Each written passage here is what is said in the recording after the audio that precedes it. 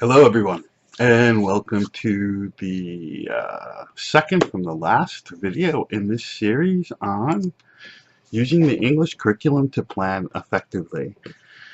This is the first of the last two videos, and this one talks about the first concept associated with planning, and that is something called curriculum mapping. So we're going to take a look at what is curriculum mapping, how do you do it, and you're actually going to do an activity in class involving curriculum mapping. So remember, you can download the study guide in our Toledo course and use it to follow along, understand some of the concepts in this video. All right, let's get started. The concept of a curriculum map, that's the term that I'm going to be using throughout this. Curriculum map is a fairly newer term used in education. It came into play around the 1990s. Heidi Jacobs was the first researcher to really do a lot of work with the concept of curriculum mapping. Another term that you often see associated with this is something called the scope and sequence. This sort of explains a curriculum map. What is it you're going to teach, the scope, and in what order are you going to teach it, the sequence. And that's what a curriculum map does. It actually says, this is what I'm going to teach this year, and this is the order in which I'm going to teach them. In Flanders here in Belgium, you use the term jaarplan. And of course, you know that you have to, every year that you teach, submit a new jaarplan. This is basically a scope and sequence or a curriculum map. We're going to talk a little bit about how teachers have gotten a little bit lazy with submitting this document. They oftentimes just rely on the publishers of the course book to give them something, and we're going to see why that is not necessarily enough and why you should spend more time. The other thing that putting together a curriculum map allows you to do is really understand the curriculum, because you have to use the curriculum in order to produce the curriculum map or the scope and sequence or the jaarplan. So the first thing you're going to do is you're going to watch a short video about what is curriculum mapping in general. And then we're going to come back and look at some specific examples here in Flanders and two important concepts that you need to know in order to do the activity in class. Okay, so I will see you after the video. Enjoy.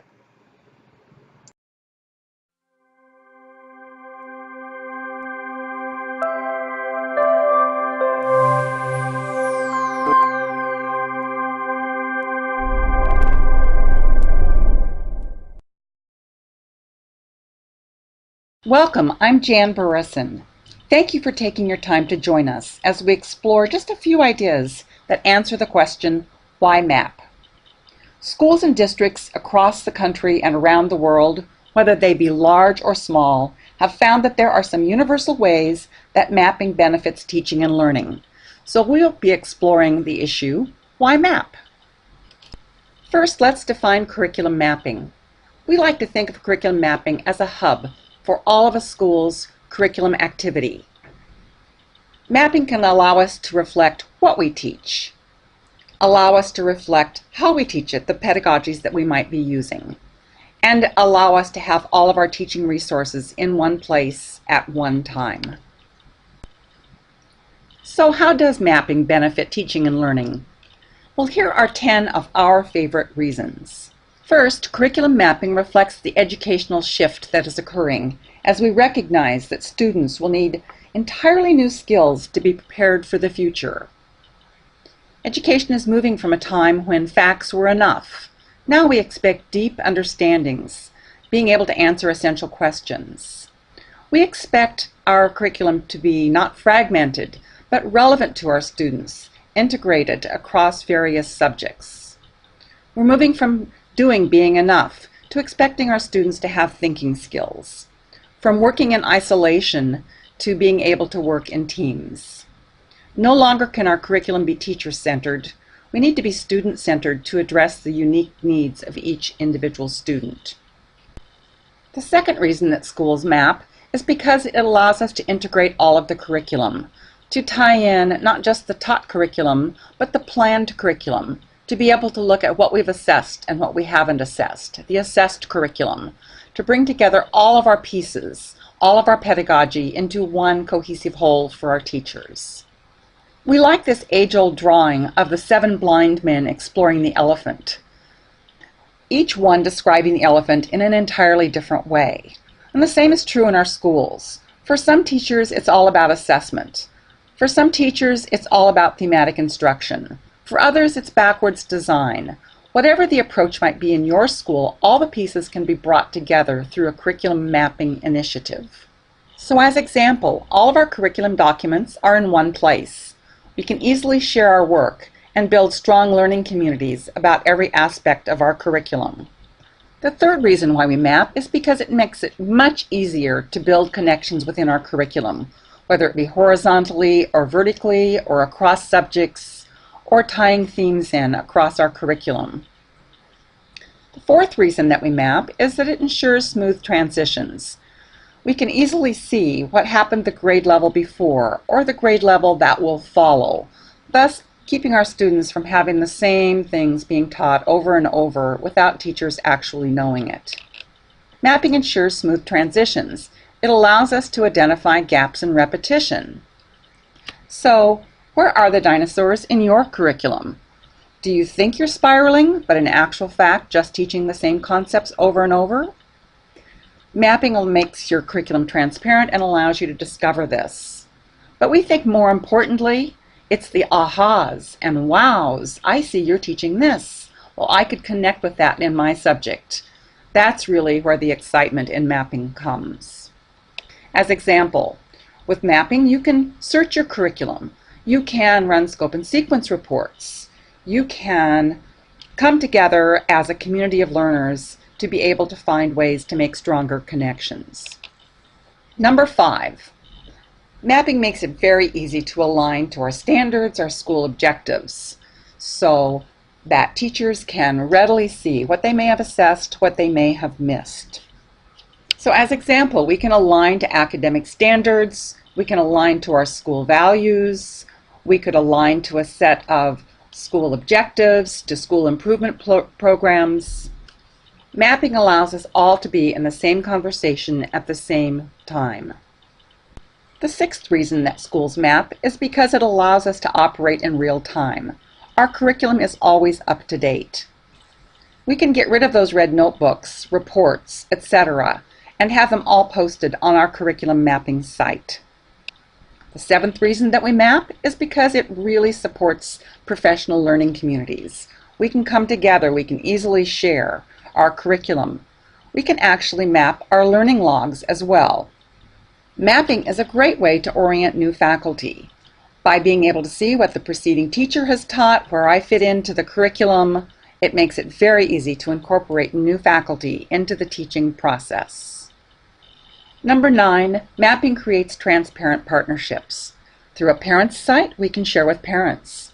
We can share our maps with students so they can see which skills they've mastered and which ones they still need to work on. All in all, we can become one big learning community. And probably one of the most important reasons to map is because it puts in place a process of continuous improvement. We know as time goes by, we'll change our curriculum, and this way we have a process in place to do so. So in conclusion, mapping opens new windows for our teachers and for our students as we all work together. These have been just a few of our favorite reasons that answer the question, why map? Thank you very much for joining us. Welcome back. In that video, Why Map, they shared 10 reasons that schools and school communities should map. Some of the stuff might have been a bit over your head in terms of it applies to American schools, but there are some things that are very important, as indicated by your study guide. The concept of curriculum map as a reflection tool, the concept that a curriculum map allows you to nicely and quickly orientate new faculty members.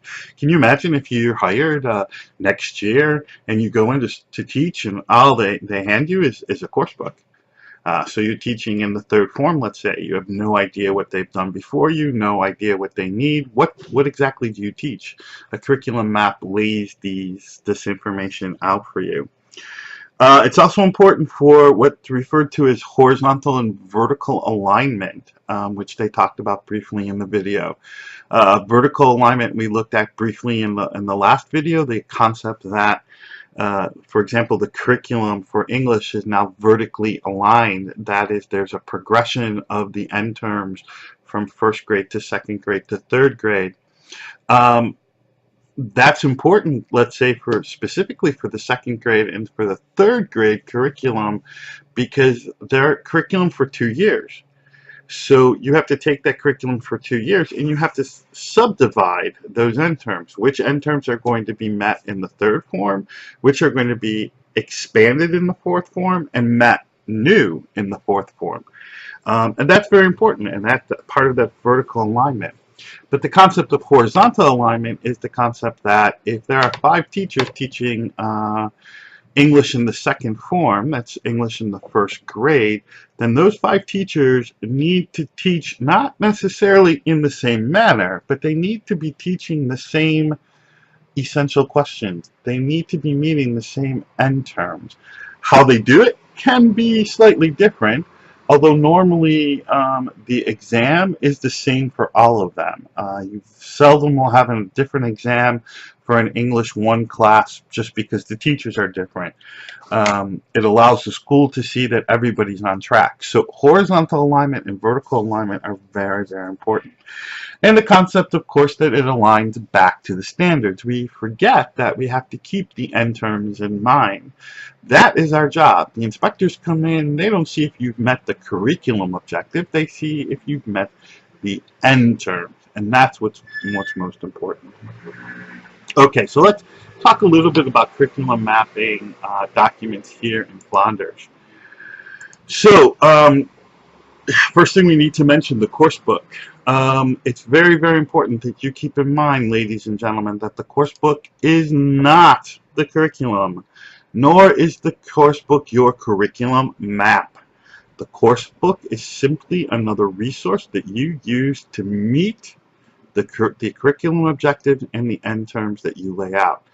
But yeah, you know, there's this concept that you have to follow a course book from cover to cover, from front to back. You need to do everything, and that's not true. You need to learn to use the course book, any course book, good or bad, to your advantage.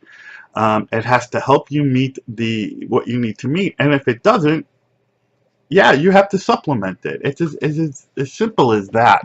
So the course book should not and is not your curriculum map, nor is it the curriculum. Yes, of course, the authors who've written these books have looked at the curriculum, but that doesn't mean that they necessarily have met everything that you need to meet. The other thing that you need to keep in mind is that your curriculum map is an evolving document. You hand it in, let's say, at the end of September, beginning October in your school, but that doesn't mean you put it on your shelf and you don't look at it the rest of the year. No, as you finish a unit, as you finish an area, you check to see, have I done this correctly? Have my students mastered this if they're supposed to master it? Did I change an activity? Did I find that this activity worked better than this activity? So you change it, you mark it up. By the end of the school year, the document that you have should be different, should look different than the document you started with, because it's an evolving document, and that's very, very important. It should never be static. It needs to be dynamic. So let's take a look at some examples. First thing we're going to do is we're going to take a look at 2 examples that come from publishers and why they may not be the best thing to use. Then we'll take a look at 1 example that comes from an advisor, an English advisor from the Ghent area, written back actually in 2003. And then we'll take a look at an example from the curriculum map format that I would like you to use here in class. Now, keep in mind, this is my format. This is what I think is important. If I was running a school, this is what I'd want my English department to do. You will get to a school and things may be different. You have to learn to adapt. is there's no one way, no one correct way to put together a curriculum map. There are concepts, and the concepts should be there, not necessarily the order to those concepts. All right, let's take a look at two examples. This first example comes from Spark 2. So this is a publisher's example. This is, you know, when publishers put out books, specifically the Belgian publishers here, they make sure that they put in a curriculum map or a year plan. The idea being that teachers want this because, yeah, they choose a book, they simply want to take this, copy it, hand it in. What's missing from this map? That's very, very important. What is missing from this map? Hopefully you've noticed that the curriculum objectives, the end terms, totally missing from this map. So even though a teacher may use this, if they submit this, they're still missing a lot of stuff.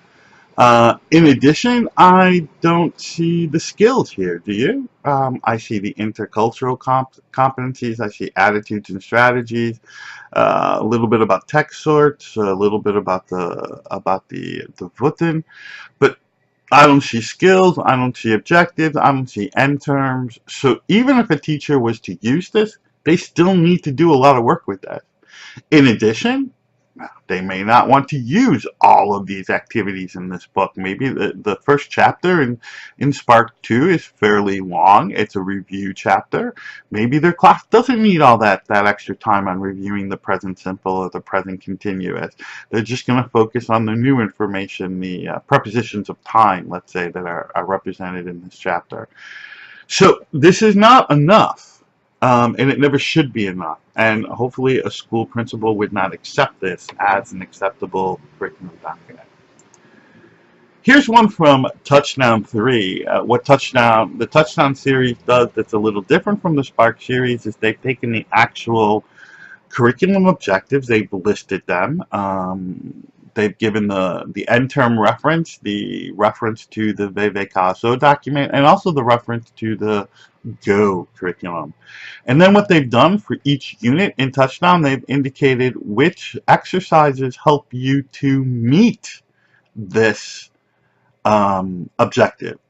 So this is a little different, obviously, than the one for Spark. But what's important here is that they've matched these activities to the various objectives. But notice, by the time you get to the fifth objective there, it's missing. That means it's not in the book. You need to do something if you need to meet this one. If this is in your curriculum to meet, which it should be. This is a Touchdown 3, so this is 2nd grade. This is the 4th form. Either somewhere in the 3rd form or the 4th form, you have to meet this concept of giving a spontaneous opinion. So where are you doing that? Touchdown doesn't do that, so you need to do that. That's critical that you think about that. But still, the teacher needs to do some work here. So even though they've laid this out, what is the order they're going to teach them in? And are they going to do all these activities? Notice, for the very first one, there's a lot of different activities, even in the first 6 chapters. But which ones deal with information text? Which one's prescriptive? Which one narrative? Which one artistic literary? Maybe you're going to move them around a little bit. There's no harm in moving activities in a course book around, so long as you teach them effectively. So this one does the match, so you see all that, but you still have a lot of work to do in terms of putting them in order. The order's not there for you. Just because you're going to start with chapter 1 of this book doesn't mean that you're going to necessarily do all those activities and meet all these end terms. So you need to be careful. Here's one put out by an advisor in 2003. Just some practical information at the top. Are you dividing into semesters? Are you dividing into trimesters? Do you have 2 exam periods? Do you have 3 exam periods? Notice what's interesting about this one is how she divides the areas: functional competence and communicative competence. So the communicative competence is the reading, listening, speaking, and writing. But notice this was written for 2003, And after 2003, we added, of course, speaking interaction or spoken production. So that would need to be there. For functional concepts, that's very, very important. The vocabulary, the language, the intercultural competence, we're going to talk about those. Notice you list the stuff out here, what you're going to do. Maybe you tie it to a book, maybe you don't. She's got objectives. These are what the students should be able to do or to know. Modifications, that's important for differentiation, working with students with special learning needs, things like that. So this is a nice one. Actually, it's a start, but it's still missing some key components, I think, that you have to be aware of. This is an example of the one that we're going to be building. This is from the first grade curriculum, which was done as an example for you. I actually am going to have you eventually work in an Excel spreadsheet to do this. I think it's a little bit easier to go in and change stuff and things like that. You can keep tracks of your various versions if you want to know where you change things. But let's take a look at the parts of this that you're going to be working with. Of course, you have to start with what month is it, how many hours are you teaching in that month. That's very important. September has 8 hours total. October, 8 hours. This is for a class that would meet 2 hours a week. That's assuming, of course, you'd have to double check to make sure that there's no holidays in there. If you have class on a Monday, maybe you're missing a Monday somewhere. You have to be careful about that. In conjunction with the month, there's a little bit of explanation which function are we dealing with, which we'll see in just a minute. But you know, how are you going to break down this class time? Which is instruction, which is assessment time. So this in September, of course, you have that first hour is your first class. You may be handing out your books, going over your school rules, your class rules, things like that. I wouldn't count that as instructional time. I would count that as, you know, something else. Then for this first function, you can have 4 hours of instruction, 1 hour of assessment. Now that could be, you could break that up a little bit, but in total 1 hour of assessment. So it might be that you do 1.5 hours in assessment, and then another hour and another half hour of assessment. You could do that, whatever works for you. Next, of course, you see the objectives, and you know, you don't have to break the objectives down too much. You can just simply use the numbers, but sometimes when it is important that, for example, LE4 in the second function, it deals with strategies.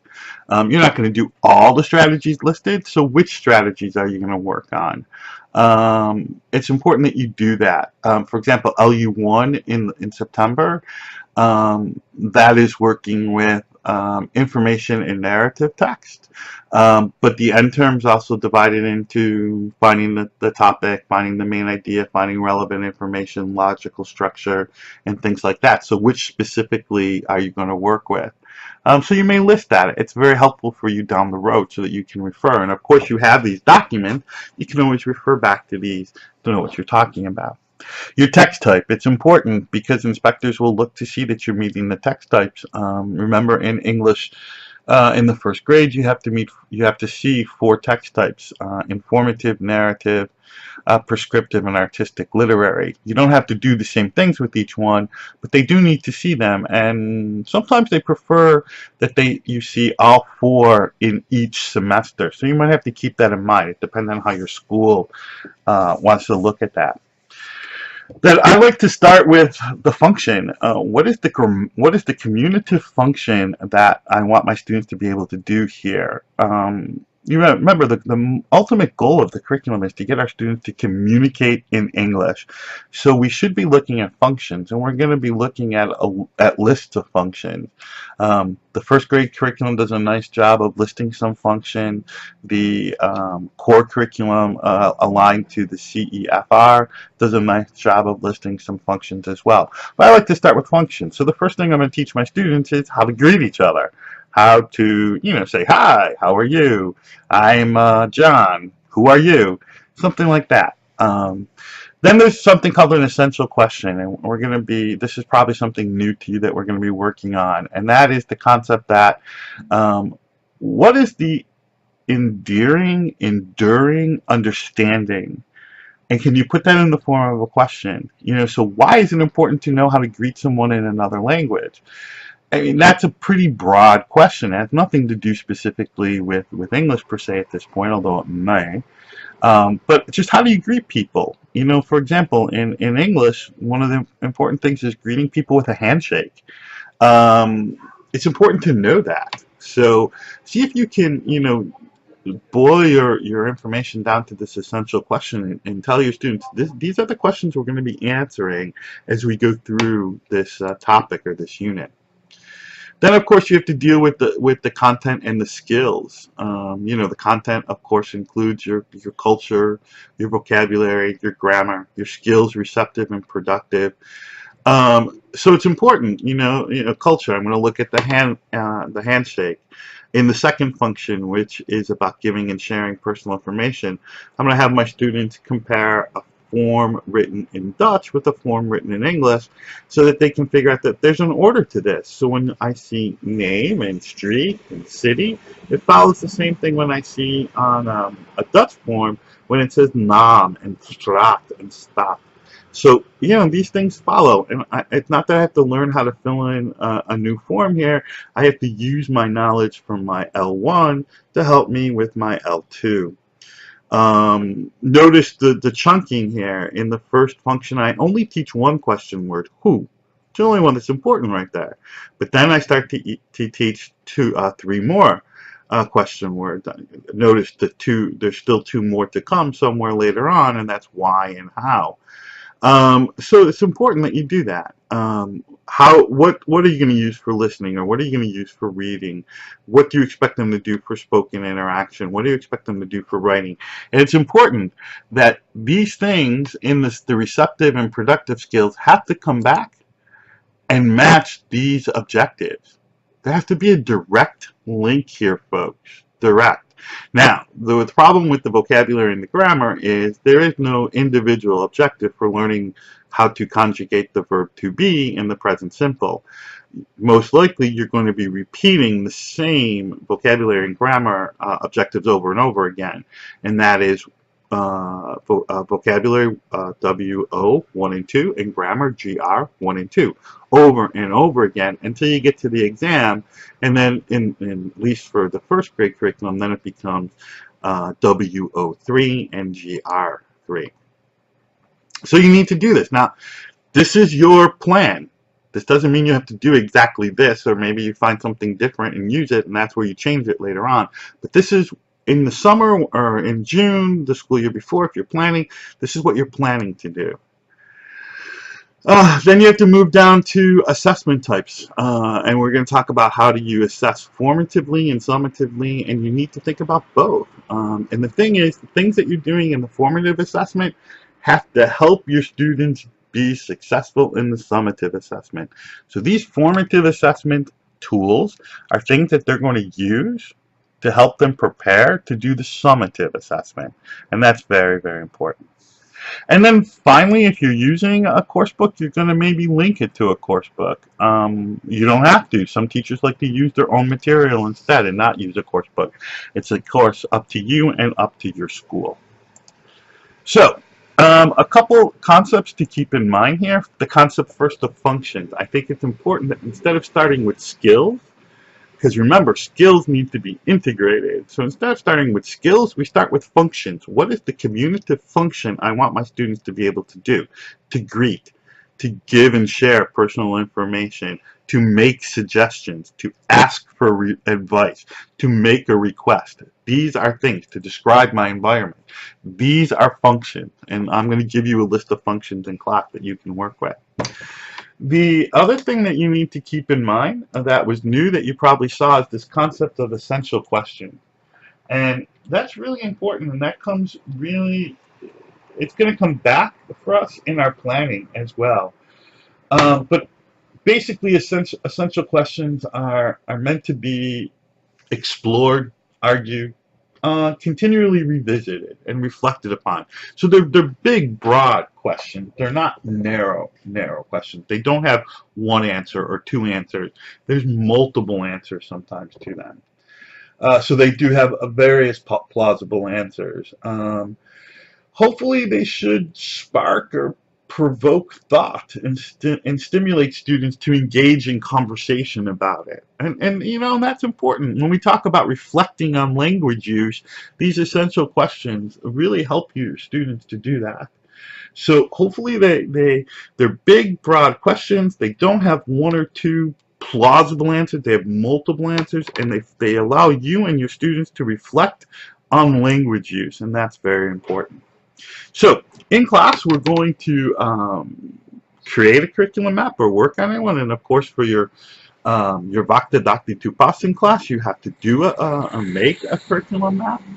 So this will be a good activity to help you with that. And then when you go out in your stage in the second semester, you're going to ask your stage mentor for his or her curriculum map so that you can prove in your portfolio that you're actually, what you're teaching is meeting the map, because that's important. You just can't teach haphazardly. You just can't have a disconnected approach. Things have to connect together.